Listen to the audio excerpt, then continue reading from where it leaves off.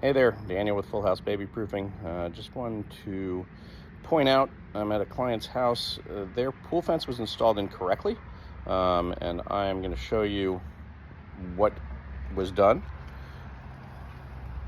So first and foremost, the pool fence is installed backwards. The retaining strip should be on the safe side of the fence, not on the pool side.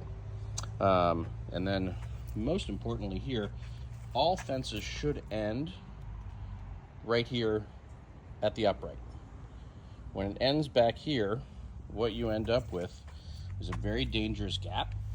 You end up with a very dangerous gap that children could push the screen out and slide between the pole, which this client did experience when their child squeezed through there. Thankfully they were outside, nothing bad happened, but that is an incorrect installation, usually done by somebody that isn't trained properly on how to install these. So if you have this situation, it is very, very dangerous. This client called us to get it fixed, but in the meantime, they've got, a plant there, so at least it discourages the child from getting in that space, but it is still a very, very dangerous situation.